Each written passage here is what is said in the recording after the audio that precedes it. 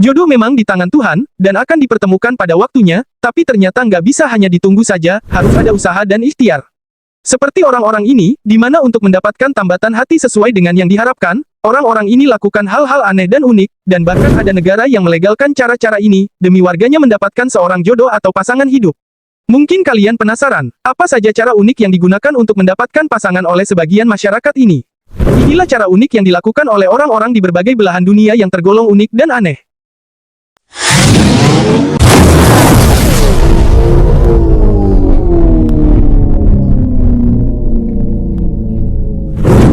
Bhutan, yang pertama berasal dari negara paling bahagia yang ada di dunia ini, karena mempunyai tradisi mencari jodoh paling aneh dengan sebutan Bomena.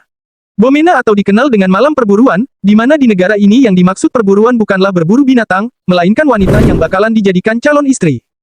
Merupakan tradisi yang berkembang di salah satu pedesaan Bhutan bagian timur ini, di mana laki-laki muda yang sudah selayaknya untuk menikah, ia mendapatkan izin untuk mencari gadis belia di malam hari ke rumah-rumah wanita yang juga sudah saatnya untuk dinikahi, kemudian mereka menyelinap masuk ke kamar wanita yang ditujunya hingga pagi hari. Namun, apabila pria tersebut tetap berada di dalam kamar maka pasangan ini akan segera dinikahkan oleh kedua keluarga besar mereka, namun sebaliknya jika pria tersebut menyelinap keluar ketika masih gelap, maka itu artinya hubungan mereka tidaklah cocok untuk dinikahkan. India, salah satu negara bagian di India, khususnya daerah Bihar, punya tradisi cukup unik, di mana wanita maupun pria, bisa membeli pria ataupun wanita di pasar untuk dijadikan suami atau istri mereka. Tradisi ini sudah berlangsung cukup lama, di mana hal itu lebih dari 700 tahun lebih kurang. Ritual ini dilaksanakan setiap tahunnya, ribuan pria maupun wanita berkumpul di bawah pohon pipal yang dikeramatkan di sebuah area pasar lokal, mereka berkerumun di sana menunggu dipilih oleh calon pengantin wanita maupun pria. Tradisi ini disebut Saurat Mela atau Sabagachi, hal ini berlangsung selama 9 hari lamanya.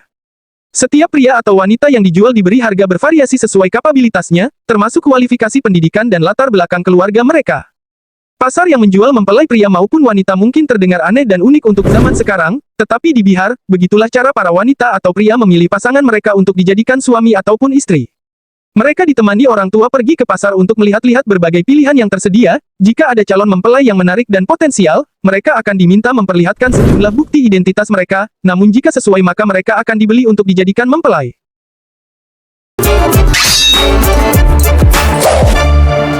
Kamboja, sebuah suku di Kamboja memiliki cara tradisional yang unik dalam menentukan jodoh bagi anak gadisnya. Suku bernama Krewung yang mendiami desa Krola, Okung Distrik, Ratanakiri di kawasan timur laut Kamboja.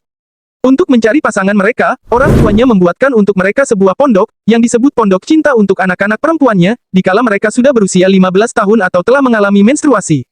Pondok cinta bagi anak gadis suku Krewung dibangun tak jauh dari rumah orang tua mereka dengan menggunakan bambu.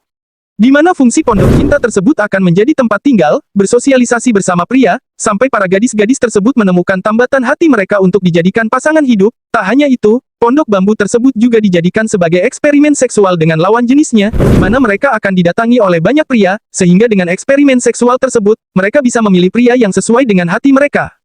Bagi suku Krewung, pondok cinta menjadi simbol tanggung jawab dan kemandirian para gadis untuk menentukan sendiri nasib pernikahan mereka di masa depan. Suku Krewung percaya dengan adanya pondok cinta, mereka bisa mendapatkan pria yang tepat sebagai pasangannya.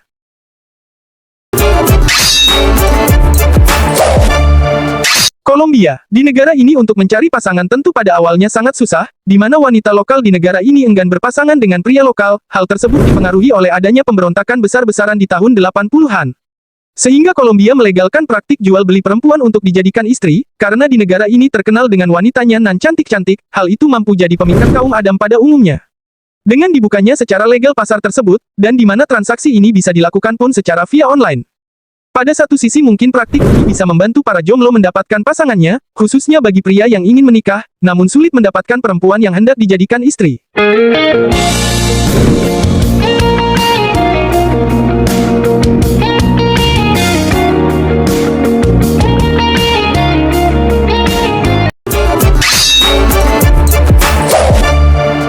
Bulgaria, pada umumnya untuk mendapatkan istri biasanya berawal dari pandangan saling jatuh cinta antara pria dan wanita.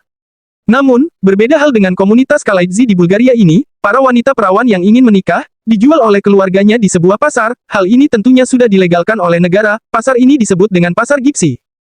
Di pasar tersebut, pembelinya adalah para pria yang mana mereka sedang mencari pasangan untuk dinikahi. Pasar ini masih bersifat pasar tradisional. Di mana keluarga si wanita yang menjual anak perempuan mereka, pihak keluarga melakukan transaksi jual-beli, seperti halnya transaksi barang belanja saja.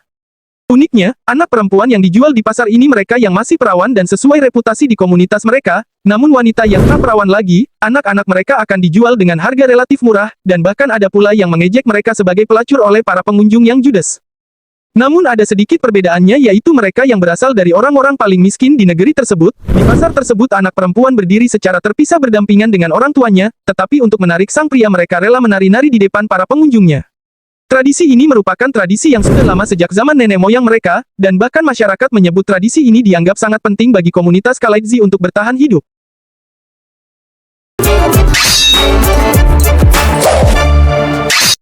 Lombok, tradisi untuk mencari pasangan di Indonesia memiliki berbagai ragam, karena setiap daerah punya tradisi masing-masing dalam mencari pasangannya, salah satu yang tak kalah uniknya yaitu ada di Pulau Lombok, Nusa Tenggara Barat. Di mana tradisi ini memiliki keunikan yakni menculik wanitanya, atau dikenal dengan tradisi Mararik. Salah satu suku Sasak yang berada di Lombok, memiliki tradisi kawin culik yang menjadi salah satu kearifan lokal suku ini.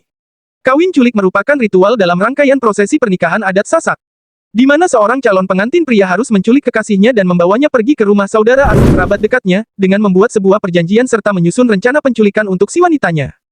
Aksi penculikan tersebut oleh si pria, hanya boleh dilakukan pada malam hari dan menjadi rahasia di antara keduanya, dan tidak boleh diketahui oleh pihak keluarga, maupun orang tua calon pengantin perempuan sekalipun.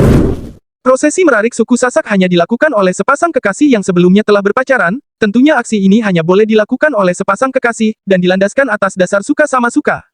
Suku Sasak beranggapan bahwa merarik sudah dilakukan secara turun-temurun dan lebih anehnya lagi, merarik lebih terhormat daripada melamar si wanitanya.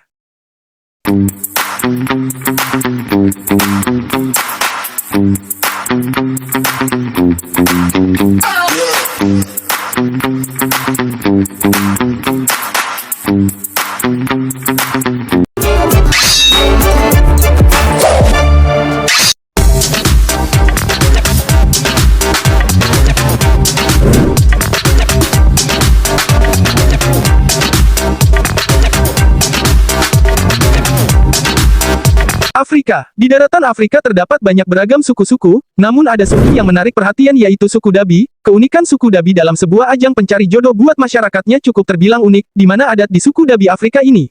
Di sini seorang pria akan berdandan dan mengikuti kontes ketampanan, hal itu dilakukan buat masyarakatnya yang masih lajang.